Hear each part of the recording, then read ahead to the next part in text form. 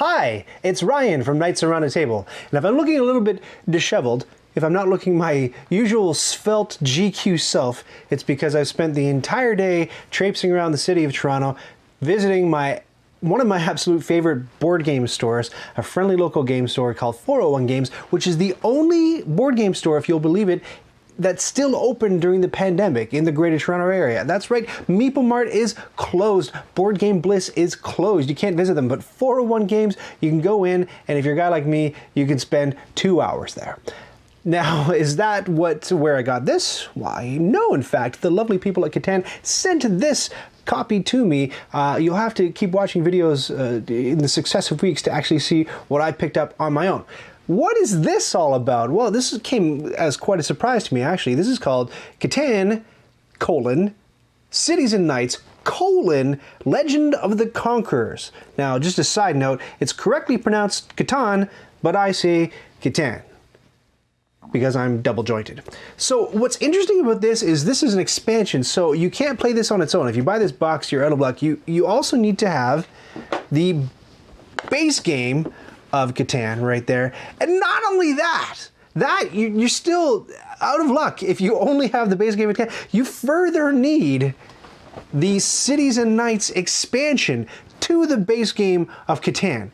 And my friends, that's how you know that a franchise is doing exceedingly well, because I know people, publishers, they'll put out an expansion thinking like, oh, okay, we had this many people buy the base game, and maybe of those people, this many people will buy the expansion. And I think there's a little bit of flip there too. If there's an expansion, might convince people to go, oh, well, this game did well enough to get an expansion. So, it goes backwards up the funnel. But the Catan series is so crazy popular that they can put out a product that requires people to have the base game and a previous expansion in order to play. That is just madness. Now, if you're not so much into Catan and you're saying, Ryan, why are you even bothering talking about it? I want to see heavy, obscure Euros that came out 17 years ago. Well, don't worry, I've got more of those coming up. But I'll have you know that the How to Play Catan video that I did is far and away the most viewed video I've ever produced. And the second doesn't even come close. I think second might be something like Race for the Galaxy. It's not even this is like Usain Bolt levels of accomplishment, like just light years beyond what the second place has done. So I'm happy to talk about Catan, because if you're watching this video, it's likely that you're interested. You may not be interested anymore because I blah, blah, blah, but let's find out what's up with this game. Now, again, I don't know what's going on with this game. I'm completely brand new to it, so please be patient with me and discover it along with me. But it says on the back of the box, Catan, Cities and Knights scenario, Legend of the Conquerors, a legendary campaign of 3 linked scenarios. So I've seen other board game expansions do that. They say linked scenarios, and what they've actually done is they have a box full of modules, and these are modules that you can put module 1 in the game if you want to, or leave it out, or put modules 2 and 3 in, or leave 3 out and just have 1 and 2. I don't know if that's the case with this. What I suspect is that this will be 3 stories that we're following, but let's read the back of the box and see if I'm out to lunch or not. It says, Defend Catan! 670 years after the arrival of the first settlers on Catan, and this gives you a little bit of an idea of the history of the mythical island of Catan. An enemy army lands on the northern shores. Thora, the Catanian ruler, must summon the knights from every clan to defend the island. Equipped with cavalry, there's going to be horses, and cannon, your knights fight back. Only together will you be able to stop the onslaught. And that made me a little bit itchy, because I was like, uh-oh, is it cooperative? If you know me, you know I'm not a huge fan of cooperative games, but Cities and Knights, the expansion, is a little bit interesting because it's co-opetitive, if that makes sense. Everybody has to contribute to the defense of Catan, or else the barbarians pillage somebody's city. And if you're the one who contributed the least to the defense of Catan, it's gonna be your city that gets sacked, and your city gets reduced to rubble, and now it's just a settlement. But if everyone repels the barbarians and contributes to repelling them, then whoever contributed the most gets a point. That's how it works. So I'll be interested to see. They say here, what does it say? Blah, blah, blah, blah. Only together will you be able to stop the onslaught. So that just sounds like vanilla cities at night. So I don't think anything new is there, but I could be surprised. The 3 scenarios tell an interwoven story. This new system forces experienced players to consider new strategies for victory. It is the most intense challenge for Catan ever designed. Shut yo mouth.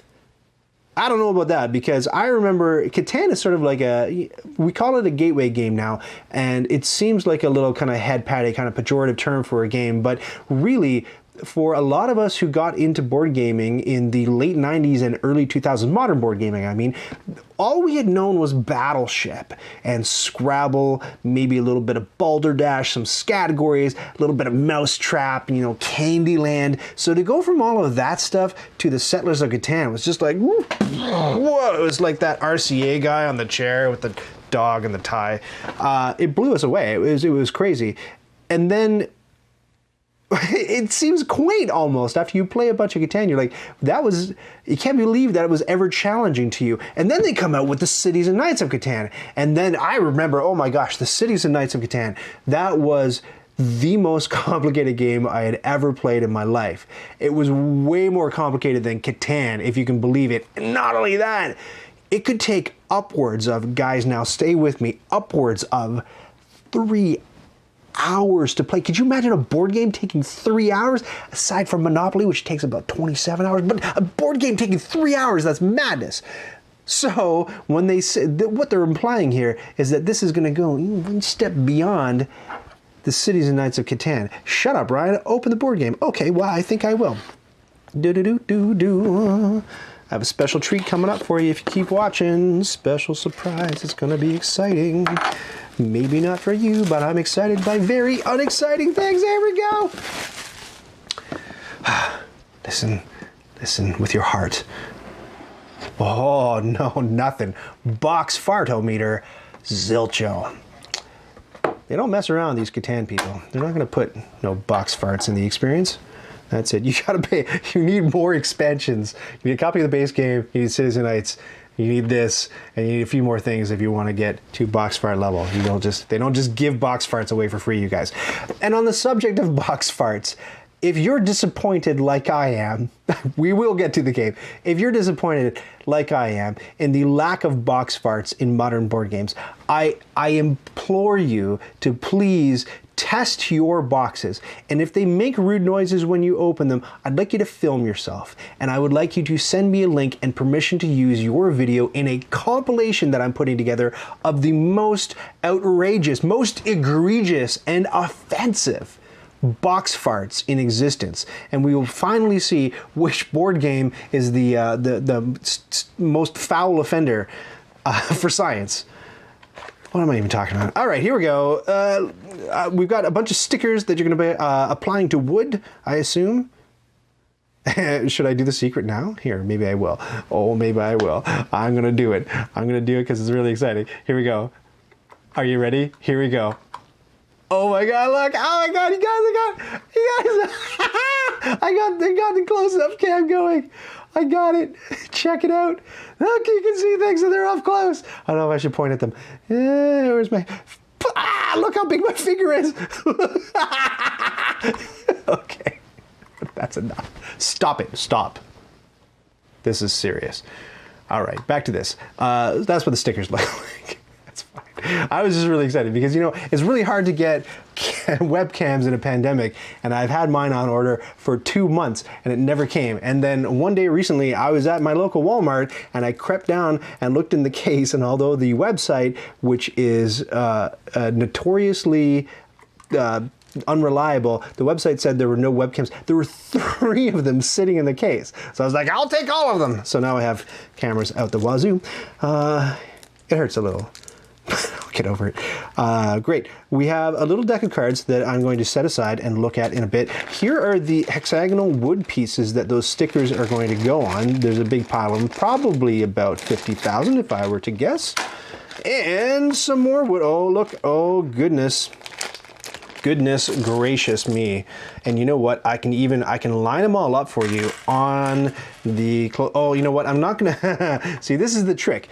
Do you use a green screen or do you use a blue screen to do the close-up camera thing? Because if like cards or components have green and you're using the green background, they're going to be semi-transparent. So I am not going to put the blue pieces on the close-up cam because that will mess with your head. I'm going to put a couple of these other pieces on here though. So we got a white thing and we got here. Just give you a sec. Here we go. Yeah, I don't know if that worked out so well. Bloop, bloop. See a bit of a halo, but that's what they look like. I don't know if those are supposed to be like, are those really messed up camels? What are those? Are those horses? Is the one with the square head thing, is that a horse? Is that the cavalry? I don't know. We're gonna have to investigate a little further. And there are a couple of other small disc pieces that don't look all that exciting, but there's one in each player color. So everybody gets a deformed camel bridge arch thing. Maybe those are cannons. Everybody, oh no. Oh, okay, come on. These have to be cannons. Give me a break. That's not a horse. So does that mean that this is a horse? I'm gonna put that orange one on there again for you and you can check it out. Does that read horse to you? Is that cavalry? I don't even know if those are represented by wood pieces. Could be completely out to lunch on that. But part of the fun is guessing what everything does. Part of the fun for me. Oh, wait, I was about to put this to the side, but no, we have to look at it. This is a die. I'm going to turn it to the not blue face. And there it is. So it's got swords on it. One sword for each face in a different color, probably referring to the different players. And what else do we have? Some baggies. Look at this. Look at this meaty, beefy booklet. Oh my. Catan, Legend of the Conquerors. I don't know if there's anything in here that we're not supposed to read. Additional general rules, preparation, general rules. Oh, there's a whole chronicle. Oh my word, there's a gigantic story that you have to read. Look at this, you guys. There's, gee whiz, I don't even know what I'm looking at. Now, having critical of the Catan instruction booklets in the past, because it is a game that I think that has certainly helped bring a lot of people into the modern board game hobby. And for that position that it enjoys, I'm surprised that the rulebook is so difficultly constructed. I mean, words, it's hard to parse. I find the rulebooks hard to parse. They're very, I don't know, should I say legalistic? They're very verbose and very dense, and I could see people just running away. If you just grab this from Walmart and you're like, oh, is this available at Walmart, by the way? I'm not too sure. I live in Canada, and very few board games are available at Walmart. We don't have Gloomhaven at Walmart. We don't have Target because they came and they pooped the bed when they tried to launch in Canada. So none of that, but at Walmart, you can get like the family version of Catan, but you can't get expansions or really anything like that. So you would probably have to go to like a friendly local game store, like the one that I visited today, 401 Games, to get something like this. Back to it. Chapter 2, holy cow, those are all the rules involved in just Chapter 1, and now we're on to Chapter 2, and here's a bunch of other stuff. Oh, look. Oh! This. Okay, makes so much more sense now. Look, it shows the orientation. Hold on, I feel bad now. I'm gonna put the cavalry piece the way there. It's like standing up, you see. So there's like its little foot, and the head of the horse is here, and there's a little person on the back, and the oh, my tummy just went. The horse's legs are. So that does look like charging cavalry. Okay, I take it all back. It's not deformed camel. But anyway, back to this thing. This is all the stuff that you're looking at for your second scenario. And then again, I don't know if we're spoiling anything here, but here's the third one called Free All of Catan. And a whole pile of setup and stuff going on in that scenario. My word.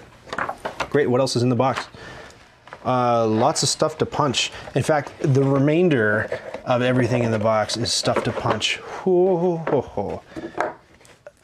Once more, there's nothing on here that says spoiler alert or anything like that, so I think we're allowed to look at everything and punch everything out and see what's going on. So this is what appears to me to be a new barbarian track. So Cities and Nights has a little track where the barbarian ship, you have a special event die, and every single time you roll it, half of the dice are a black barbarian ship, and it edges closer and closer and closer to the island. But there's nothing in the spaces. So what's interesting about this is that there's stuff in the spaces that the ship moves along. Maybe this means you have to roll the die, and if it ends up with that face, something happens. I don't even know, but definitely when you get down to here, it's kind of like attacky time. And there's some sort of track over here. There are new, I'm gonna say these are, I'll put them over on the close-up cam, and I'll put these things over here. These are definitely grapes. Very interesting that we have grapes. So put those both over here. And they look like that. I say they look like that. Oh gosh. Oh gosh. Not to ruin the magic. There's my big finger. Not to ruin the not to ruin the 1982 era magic of blue screen. But that's what they look like. So they look like, it's funny because there's already gold. If you've played Seafarers of Catan, I don't know if it's a separate physical currency that you can goof around with, but there's definitely gold on islands that you can roll. And then back to here, you have these pieces that look like they're forming some sort of border, and a new set of jigsaw pieces that are going to create, like I say, some new border around the island. And they have land on them, so that's interesting and weird. Haven't seen that yet. And some are water, some are falling out of the cardboard. Maybe there's a whole separate barbarian shipboard for each scenario. My word. And then boom, a big pile of these things again. These look like swamp tiles. And what are these? These are like little iron bars down here. My goodness. Proof of purchase. Whoa. Some really interesting stuff down here. Look at this. These look like sort of like the ports. There's a 2-to-1 wheat trade. I'll put that over on L close-up camera. There we go. 2-to-1 wheat trade, and then the rest are for all the different resources. And then next to that, I will stick this little token, and I'll pop out another one. I'll stick this whole whoosh. And are we enjoying the close-up cam? Is the close-up cam working for you? It's better. I think it's better than, look, here's the difference. So here, and you can barely see it, but then if I put it over here, check that out. Huge. Oh, look, it's blue too. So it's removed. This is actually a blue hex. So it's removing all of the edges around the blue hex because my screen is on blue. Super huge thanks, by the way, to Rado for showing me the magical secrets of the 1982 blue screen and helping me set that up and tell me which cameras to buy and whether to use blue or green as the background. That was great. I think it's working out okay. We have a few other chits that we can punch out that show different numbers on them. And I think those are the usual number of pips that 2s and 4s have. There's some 5s and 10s. We get some extra mountains, some extra forests, some extra pastures, extra wheat fields. Again, that looks like swamp. It's close to the desert, but it's not quite the desert. But I don't think anything good can come out of that thing. And then a few more. It looks like like the sheep have all passed away or something. I don't know. And then we get a few more of these quarries to get some brick from. Great, so 3 more of those. The last thing we'll take a look at are the cards. Let's clear the old hatch. The sword thing is intriguing to me. I think that's going to be the most interesting part of this for me so far. Okay. So I'll do them far away, and then I'll throw a couple of interesting ones on the old close-up cam. So this is a bribery. No, let's just put them right on there. What am I even doing? Bribery card. What does it say? Before or after your production phase, remove the weakest competitor. I can't read that. Remove the weakest conqueror or one of the weakest conquerors. Place one of your basic knights for free. Oh, nasty. Brothers in Arms. Promote an opponent's knight to the next allowed level for free. Why would you do that unless it's cooperative? Very interesting. Or activate all of an opponent's knights for free. In return, you advance 1 space on the hero track. Huh. And this one, Neighborly Help. Each opponent with more victory points than you must give you 2 resources or commodity cards of their choice. Now, there's a similar card in Cities and Knights as well. What else do we have? We have Warlord Roven. Immediately activate all of your knights for free. Again, there was a card in Cities and Knights that did that as well. And Leia, oh, these are people. Roven is a name, I see. I don't know if that's a German name. Leia the Healer. Immediately after battle, place 1 defeated knight on an unoccupied intersection. If you choose an opponent's knight, you advance 1 space on the hero track. Now, I caught a glimpse of something that maybe I shouldn't have seen. It's a card that said end of chapter. So let's take a look at the backs of these cards and see what we're supposed to be looking at. So they say 3, 2, 1. So 3 decks of cards, 1 each for the different scenarios. And then you have these ones with a ruined looking. You know, people are sheltering, stuff's on fire, people are screaming. There's a knight saying, hey, don't worry, I got armor. And they're like, we don't, we're wearing clothes made of cloth. There's a million sheep in my hand and the robber's gonna get rolled next turn. What else is going on here? And yeah, so the rest of the cards, oh no, most of the rest of the cards have that back on them. And then we've got a couple more that look like the progress cards from Cities and Knights, and they're all blue, interestingly. They're all in the politics category. If you remember in Cities and Knights, you have that calendar and you can flip the 3 different politics. I'm making the video. By the way, if you're wondering why I don't have a Cities and Knights how to play video, it's coming. I'm working on it right now, and this came faster than I was able to. I only had 5 months to put the video together. So I mean, I don't work that quickly. It's coming. It's coming. It's 5 months during COVID, so I think you'll let me off the hook, right? So it's coming. So I played it very, very recently, so I know that the 3 tracks are called Trade, Politics, and Science, and this is, the blue one is the Politics track, and all of the cards that are remaining in the 50,000 card deck are all for the Politics track. Very, very, very interesting. Let's take one more look at this book and see what's up, because if we didn't take a look at the back page, The Chronicle of Catan, Chapter 1, you put your names on there, you mark your victory points, position on the, so look at this, position on the legend points track and legend points. So it looks like your scores and your legend points are carrying over from one scenario to the next. So that is very, very much like, you know, many other legacy games or ones that you're meant to play back to back to back. Like Charterstone, you're earning stars and the stars carry over and let you do new stuff as the new scenarios come out. What's interesting to me though is that this looks like you're supposed to write on it and there's only one of them. So I'm wondering if this whole experience is designed so that you're only meant to play scenario 1 once, scenario 2 once, scenario 3 once, and then you're done, much like Pandemic Legacy or a bunch of these other legacy games. That's an interesting thing for the Catan company to take a risk on and foist on people who I think are going to be really more casual players.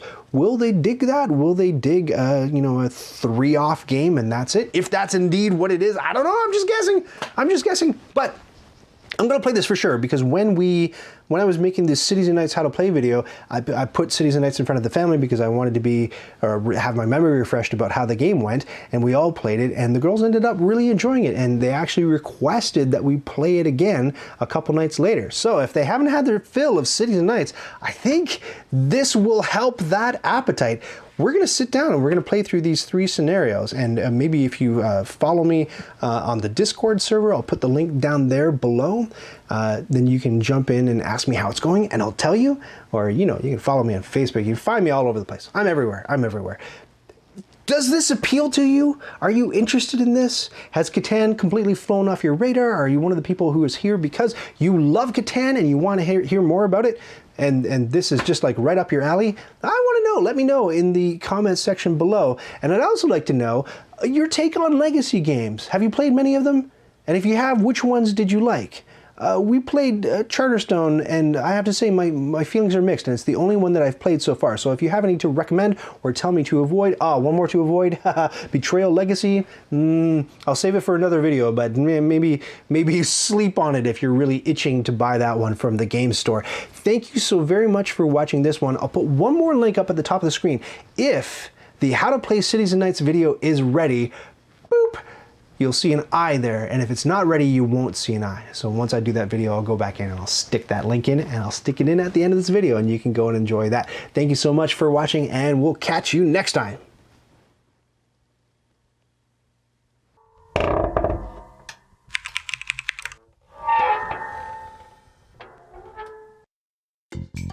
Did you just watch that whole thing?